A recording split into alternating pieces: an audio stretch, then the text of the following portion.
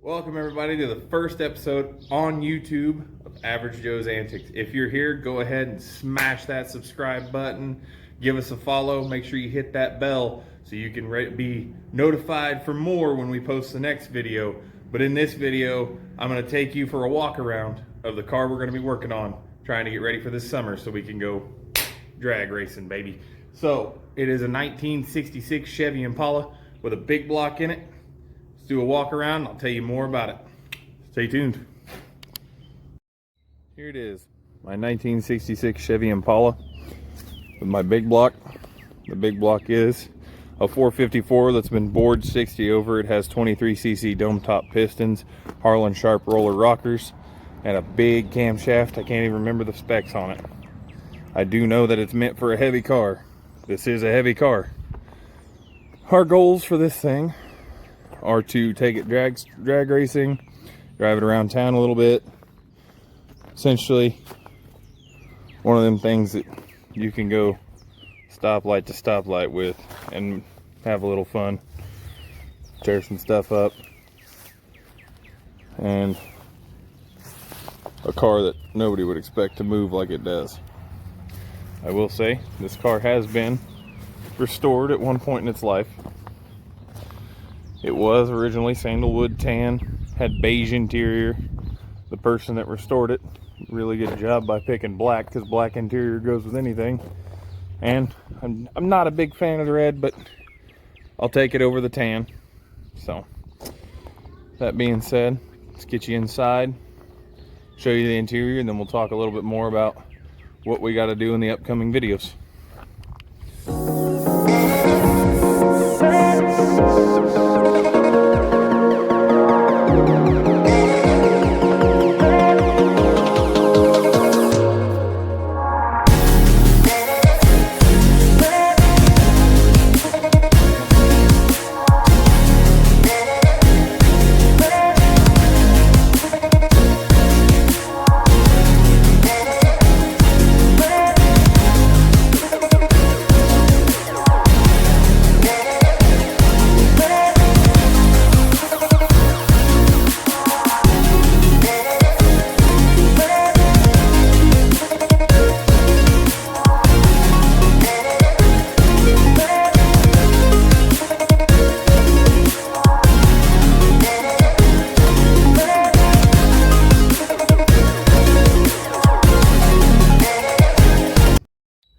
Okay, now let's talk about what you're going to see on this channel.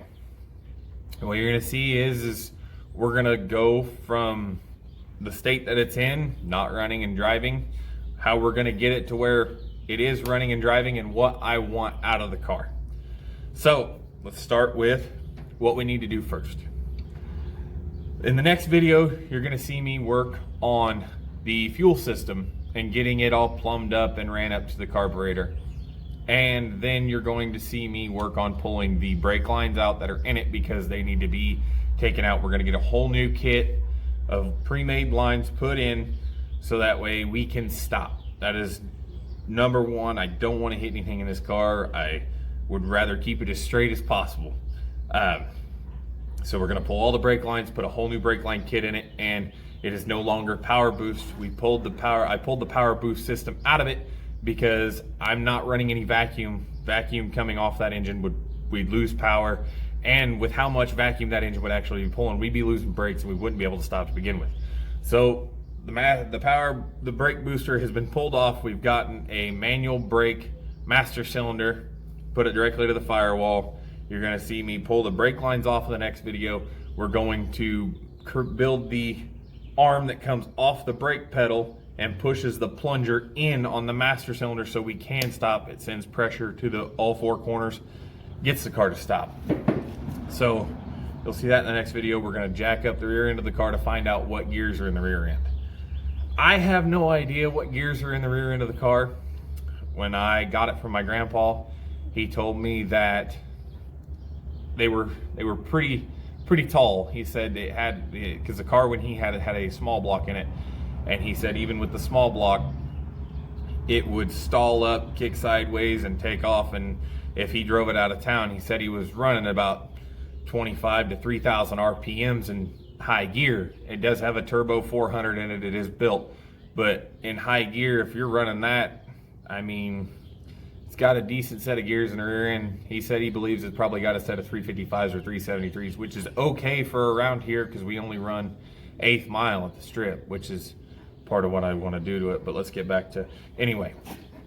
So we're gonna find out what gears are in the rear end, brake lines. We're gonna get it running and driving. Got to put a tack in. We're gonna put an MSD box in it. Just things along that line to get it up to par to where I want it to be able to drive it around, take it to the strip. Now we're gonna come into what I expect out of it when we get there. I want it to be a family cruiser. Take it to the drive-in, take my son for rides, take it to the drag strip and come right off the street and run 750, like high sevens. Like, I don't have an expected number. Would I like to run that? Yes, I would, but I'm not expecting it to. We'll get there. We'll build with time as time goes on.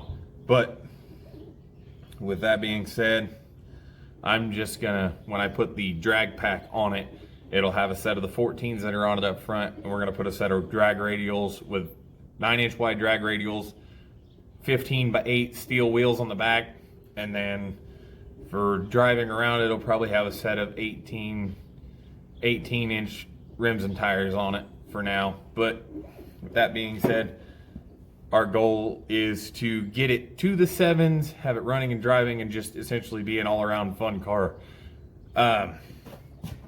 So those are my expectations. We've already, like, I have a really high set of expectations and hopes that I really don't want to let them down. But it is what it is. If you stay tuned, you'll see it all happen on this channel, one way or another. Now, aside from that, when we're waiting on parts, there might be another project or two coming up. I mean, right now we're waiting on fuel fittings and a couple other things for it to be able to run all the fuel lines and stuff like that. So while we're waiting, we might pull an engine for another project that could be next in the works. So that being said, stay tuned. Like I said at the beginning of the video, smash that subscribe button, hit that bell so you get notified when the next video is out. But that's all for now.